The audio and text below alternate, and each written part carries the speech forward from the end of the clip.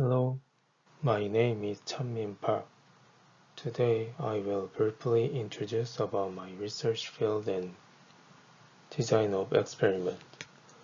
The global demand for battery is rapidly increasing, and accordingly, it is expected that the size of the battery market will increase continuously. The most widely used battery at present is lithium-ion battery.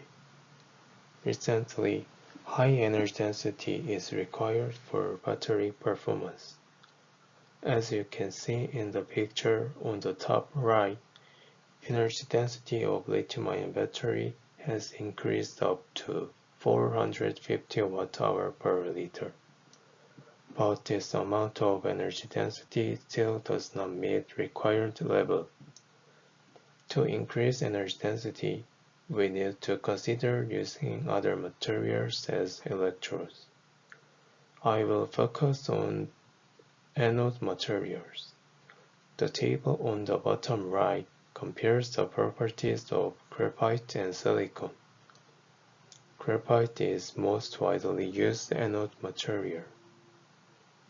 It has flat voltage profile and good electronic conductivity. However, the energy density of graphite, which is 372 ampere-hour per kilogram, is not that high. On the other hand, silicon has very high theoretical, specific, and volumetric capacity of 4012 ampere-hour per kilogram and 9340 ampere-hour per liter, respectively. From this perspective, silicon is a highly attractive material, but there is a huge volume change during lithiation and dilithiation, nearly 300%. This volume change results in pulverization of silicon particle, cracking of electrode, and disintegration from current collector. So, to use silicon as anode material, we need to resolve these problems. Now, I will provide you with more details about silicon. Silicon can store lithium ions by alloying mechanism. On the right figure, this shows typical cycling performance of a pure crystalline silicon anode. When crystalline silicon is lithiated, amorphous lithium silicon paste is formed. The coexistence of an amorphous lithium silicon paste with the unreacted crystalline silicon leads to a single voltage plateau at 0.1 volt that is long and flat. Fundamental materials challenges to using silicon as an electrode are presented on this figure. First one is material pulverization. The large volume expansion contraction during lithium insertion extraction induces large stresses. These stresses can cause cracking and pulverization of silicon, and it leads to loss of electrical contact and capacity fading. Second, the large volume changes also cause significant challenges at the level of the entire electrode. During lithiation, silicon particles expand and impinge on each other. During lithiation, silicon particles contract, which can result in detachment of their surroundings such as current collector. Lastly, SAI continuously grows. When the potential of the anode is below 1 volt, the decomposition of the organic electrolyte at the electrode surface is thermodynamically favorable. The decomposition product forms a layer on the electrode surface called the solid electrolyte interface. This layer needs to be dense and stable and it should be ionically conducting and electronically insulating to prevent further side chemical reactions from occurring. The SAI stability at the interface between silicon and the liquid electrolyte is a critical factor for obtaining long cycle life.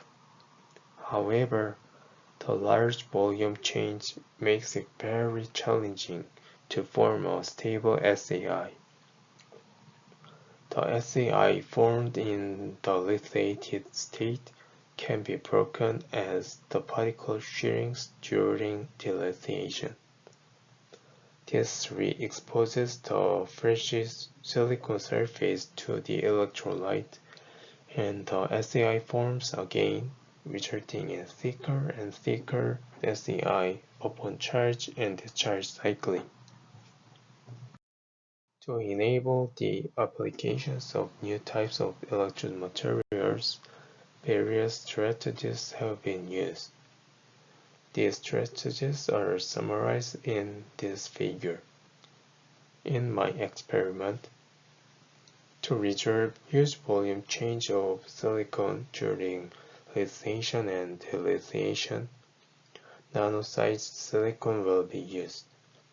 Several papers suggest that when the size of silicon particles is less than 150 nanometer, silicon can accommodate volume change during lithiation and dilithiation. Also, by using carbon nanotubes as conducting agent, it will help to compensate for the low electrical conductivity of silicon. In my experiment, spray frozen method will be used to synthesize active material. This method is a combination of spray drying process and ice templating method. Spray drying is one of the preferred methods to produce powders from aqueous solutions or suspensions. As you can see on the left figure, the drying process is almost instantaneous because the material is made up of tiny sprayed droplets, which exposes a very large surface to the drying fluid. An ice templating method is based on the segregation of matter, particles or solid, by growing crystals in a suspension or solution. After complete solidification, the solvent crystals are removed by sublimation. The porosity obtained is thus an almost direct replica of the solvent crystals. Spray frozen method uses the advantages of spray drying and ice templating method. Spherical shape of silicon CNT composite can be made, and this composite has radially aligned structure. And this structure will enhance ionic conductivity, which is related to ray capability. So I expect that this silicon CNT composite can enhance battery performance. Thank you for listening my presentation.